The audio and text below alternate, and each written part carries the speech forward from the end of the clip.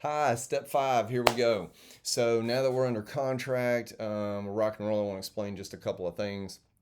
One is the earnest money and the due diligence. In the next video, I'll talk a little bit more about the home inspection, termite inspection, and appraisal. So first and foremost, though, because these are very important parts of home buying, is once contract's accepted, we need to get the earnest money to the attorney or whoever's holding that within 48 hours or whatever we have on the contract. But South Carolina law is 48 hours. So this is something we need to do ASAP. And here's the thing about earnest money: you only lose that money if you decide just to bail out of the contract for no reason at all. Okay. Now, let's say 1 week before closing, you say, hey, you know what, Kevin, I don't want the home anymore. Okay. Well, if you put $2,000 up for earnest money, that's gone. Seller gets to keep it legally. Okay. Now, for example, let's say inspections go by and we can't agree on those items. You can keep the earnest money.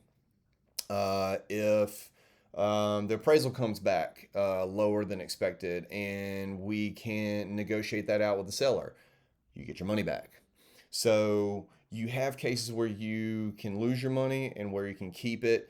Typically, in most cases, the only time I usually see people losing is when they just bail out like right at the end. And your earnest money comes back to you, by the way, in the form of closing costs or down payment or whatever you and the lender discuss. So earnest money.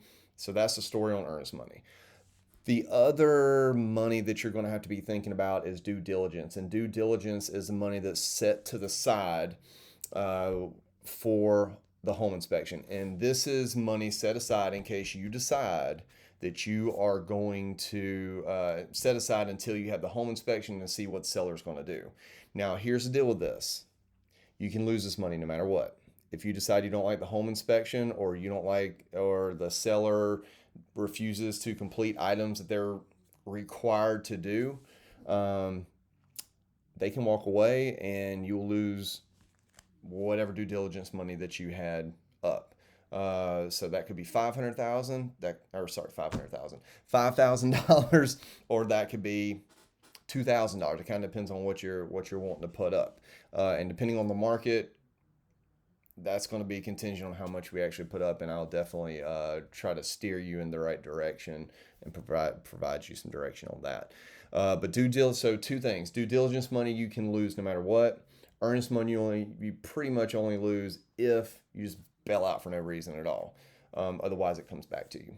So I hope that makes sense. So that's the next part of the following through with the contract is, and that's the big money piece. And I want you to be very much aware of that: due diligence money versus earnest money. Hope this is helpful.